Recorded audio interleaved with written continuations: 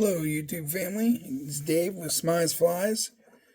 Today's how-to video is going to be on the famous pheasant tail nymph, which is something that just about every fly fisherman has in their box, as they are a very, very productive fly. They do, not sure what it is about them. They represent many different things, I'm guessing, and they do put the fish in the basket, I promise you.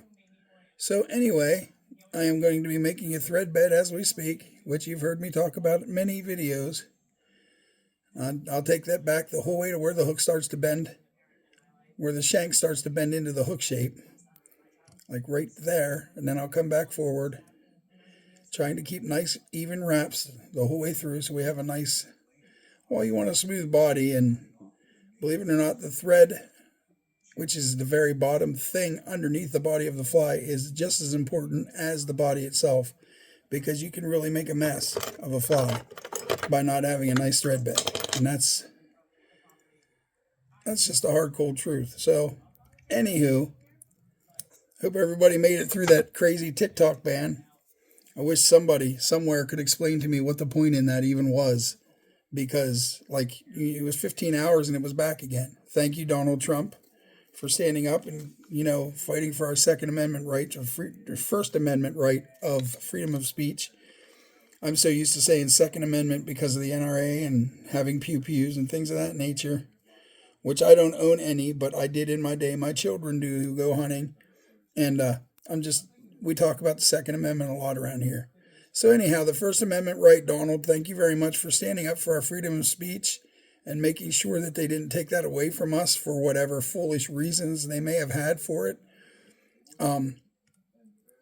They say it had something to do with our privacy being stolen, but it happens in YouTube, it happens in Facebook, it happens in Instagram, happens at Clapper, and happens in Twitch. Like, every app that you go to will steal your information. I mean, you could go to bed at night and be thinking of a product that you might want to buy in your head and wake up the next day and you're going to find it in your search queue or in your Facebook account. You're going to find it somewhere. It's just funny how that works. But anyhow, I got the pheasant tail piece in.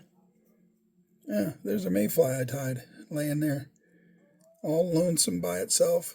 When I made wally wings, I made it out of wally wings, which is literally mallard flank. There's that little guy. Put him up there.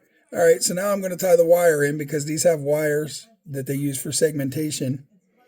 So this goes right in behind the eye of the hook, and you start wrapping it backwards. If it lets you, sometimes you'll get a little bit of an argument, but you just have to be persistent and show this inanimate object who's boss. I hope you guys are having a good day. Here in Pennsylvania, we just had a little bit of a storm today. We got like 2 inches of snow. It made traveling ridiculous. 2 inches of snow doesn't sound like a lot, which really it is not a lot, but it is enough to make traveling hazardous, especially for a lot of people that don't really know how to drive. So anyhow, I wrapped it back, and now I'm wrapping it back to the head, stopping. I need to stop at about the halfway point. Not necessarily right now, but I chose to do so. So now I am going to, normally I just grab and I pluck these feathers out and rip them out by hand, but it hasn't been easy to do that today, so what I'm going to do is I'm going to cut them out, but I like to pull them out to 90 degrees to get the tips lined up. And then I just make a nice snip like that.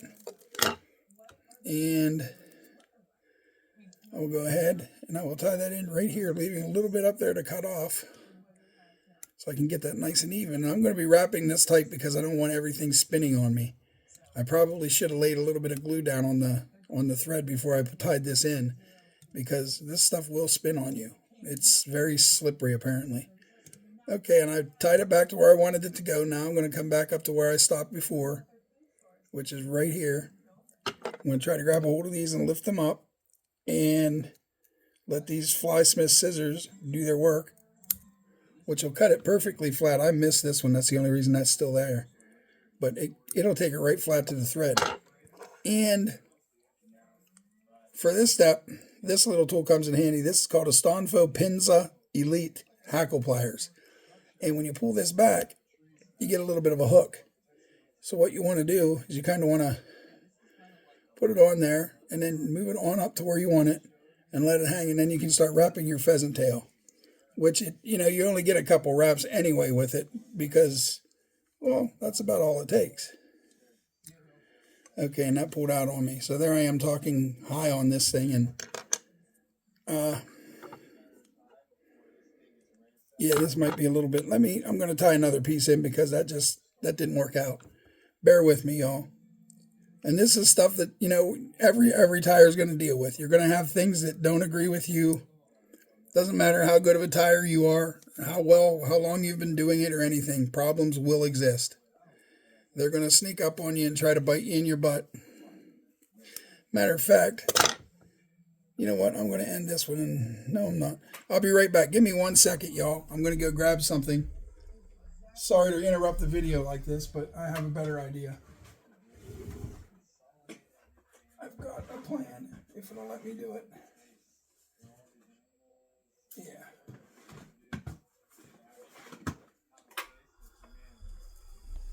So I use a lot of stuff. Like, I don't really use dubbing for my bodies anymore. I went out and I bought dirty bug yarn. And that's what this is. So I'm going to cut a piece of that off and I'm going to use it. I'm a production tire, which I think you already know that, which means I tie for a couple shops that keep me rather busy. I just finished a 200 dozen order here a couple months ago, and I just got another 113 dozen order from them. Plus, I had a 17 dozen order from another store I tie for. So they tend to try to help keep me busy, and I so much appreciate them. So anyway, what I'm going to do, which I don't know why I cut it that big. I didn't notice it was that long. Anyhow, I'm going to use the thread for the body, this is like a pheasant tail color that I'm using.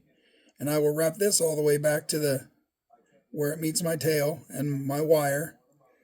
And a good thing to practice is when you're wrapping back, if you're not sure where you're at, just lift up on your thread.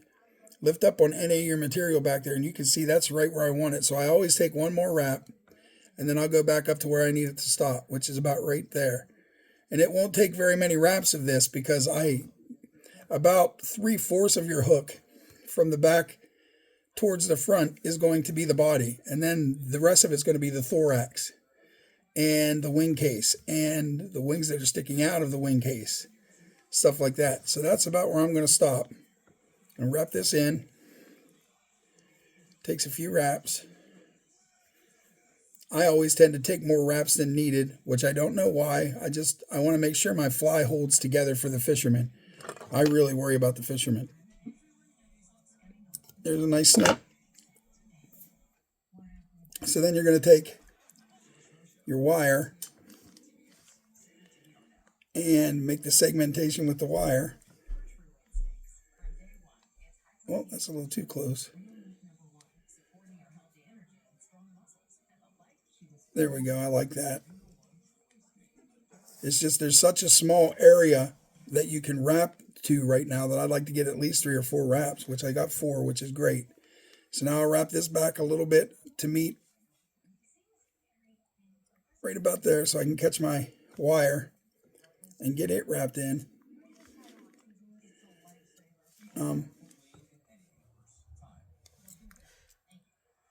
And I like to put a few wraps behind and in front because you're going to helicopter this off, which means I'm going to grab it and spin it until it breaks off, which it takes 7 to 10 turns usually. Sometimes more, sometimes less. There it is. It came right off. And that leaves a nice flush. You don't have to worry about trying to hide or move anything around to hide the wire. And my next step is going to be to tie in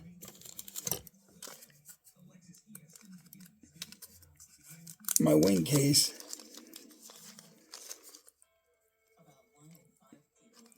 Which normally I use black, but I do happen to have a color that matches this, so I'm going to go with it. And with all these, it makes it a whole lot easier if you just cut a triangle, like you cut it at an angle.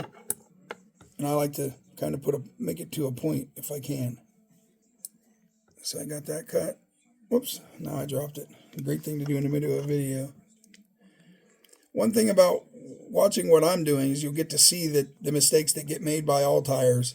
I don't go through and edit out my mistakes. I'm doing everything in real time, right in front of your face. Whatever happens, happens. I'm not hiding anything. So now that I got that done, I have a little triangle, if you can see that. And I will take that and lay it right here, right in front of where my yarn, my dirty bug yarn ended. And then I'll grab my thumb and finger and hold it still until I catch it and get it wrapped. Sometimes it can be a booger to catch that, but it worked out pretty decently today, so no complaints from here. So then I'm going to come up here and wrap it just a little bit back because I don't want to crowd the eye. And I'm going to grab, I don't know where I put that piece of yarn I had, so we'll just grab another one. And you only need a little piece because all you're making now is the thorax, which I will get that here in a moment. I'm going to come through a little bit like that. Yep. Ouch. Yeah. One thing bad about having dry fingers is you get this dead skin and the thread will catch everything and, yeah, cause you a little bit of pain. And oh well, that's life. Life's full of pains, isn't it? So I'm going to do a pinch wrap and then grab it and go like that. And I will tie this back about as far as I feel like I need to, which is going to be right up against the latex, right there. And then I'm going to come back forward again.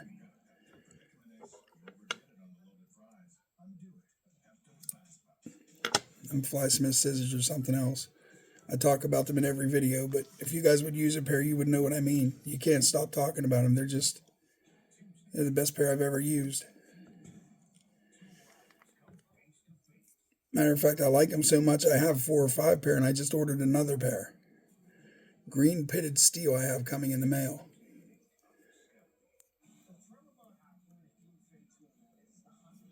There we go. I caught that. I'm only going to give it a few wraps because I'm going to end up with a big head on this when I watch what I'm doing. There's that. So my next step will be for the hairs that stick out on the wing case on each side. I like to tie in pheasant tail. And you only need like maybe 7, 8 fibers. You don't need a whole lot. And what I do is I take it, and I think you've seen me do this on my sulfur nymph video that I did. If you didn't, it's there. You can watch it if you want. There's that, and I do a pinch wrap, which means I squeeze it between my fingers here, and then I get it where I want it, which that wasn't the spot. Like that, and then I pull it down here, and there we go. That didn't really land where I wanted it either, but it's going to work. So wrapping it back to right there, and there we go. So I probably did a few too many wraps, but because I need to pull this through to make it to the size I want it, which that's a little bit long yet.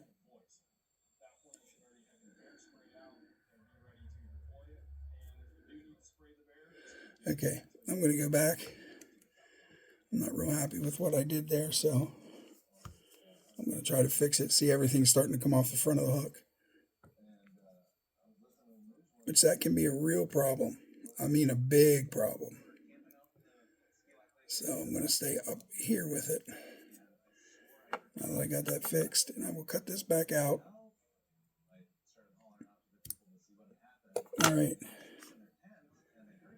So I'm going to take these, I'm going to tie these on the side with that pinch wrap again.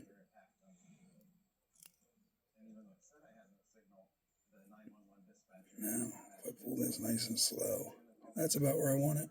I'll give it 1 or 2 real nice taut wraps. There it is. And we'll give it a snip up here. And get a couple more fibers off of my pheasant tail, which I've found a good place to get your pheasant tails is on AliExpress. You can order them anywhere from like 12 to 14 inch all the way up to, I think, 24 inch long ones. They just get more expensive as you go up. But when they come to you, you'll be impressed. They're very nice pheasant tails. I really like them. Matter of fact, I haven't used anything but them since the day I found them. I use AliExpress for a lot of my fly tying stuff because, well, they have some nice product over there. The waterfowl, anything with feathers, the Chinese people really do a good job with. Not saying the Americans don't, because Whiting Farms does a great job. There's a lot of places that do, but I don't know. I really like what the Chinese people do with their feathers and such. Dad nabbit. Okay, so I'm just going to leave that be, and I'm going to go ahead, and I'm jumping ahead, and I'm going to do a whip finish. And what I'll do is I'll put my wing case in with black resin, because that slipped out on me. And I'm not going to go backwards on the fly, wasting your time sitting here watching me do this stupid shit. So, oh boy. Today is for some reason becoming a day. I don't understand what the problem is today. But, as I've said before, you have your good days and your bads, and that's with everything, in my opinion. At least in my experience, you can have a bad day with anything. So now that I've got it back where I wanted it a little better, I can do a whip finish properly. I hope. Yeah. 1, 2, 3, 4. And then down and out. There it is. I like to wiggle it a little bit to make sure the knot really tightens up. And then cut it. And there it is. So, what I normally would have done is I would have put that wing case up over, and then I would have coated it with clear resin. Since I don't have a wing case, I'm going to go ahead and I'm going to make one. I have black UV craft resin. This stuff is really good stuff. I've told you about it before. And all you really need is a nice strong UV light. And what I'll do is drop that right on there. Boom.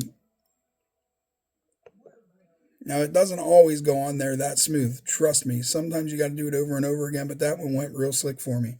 I don't know why my light's blinking. I know my batteries are good. There's just something loose, connection or something. But, as you can see, that's cured. And then, since I've already used resin, I'm going to take it and I'm going to coat my thread with it for a nice good bond for the fly fishermen. That way it's not going to come apart on them for stupid reasons, which I worry about that probably way too much. When I tie production, I'm sitting here and I'm worried about the people that are paying me to tie them their flies. Plus, I'm worrying about the fishermen that are going to end up with my flies, because it's my name that's going out there, and I don't want to ruin myself before I get really good and started. So now I'm going to work a little bit around the thread bed here, around the eyelet.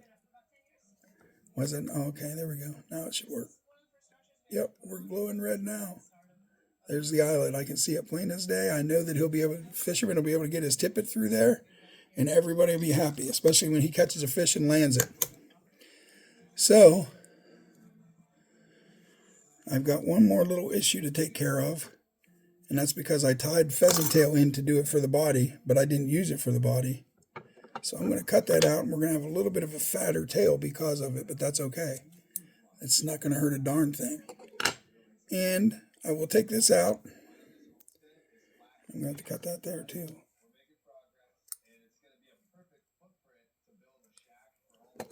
So, there we have it. And like I always do, I'm going to put it in the tweezers and get it up close for you guys to see. That, my friends, is a pheasant tail nymph. And that's the wing shuck coming out the sides. It probably wouldn't hurt me to trim a few of those fibers off, but I don't like doing that because the fibers come to a taper. And that makes the fly look good, but sometimes you just can't get what you want. But anyhow, there they are, nice and even wing cases that are coming out. What's going to happen is this is the nymph.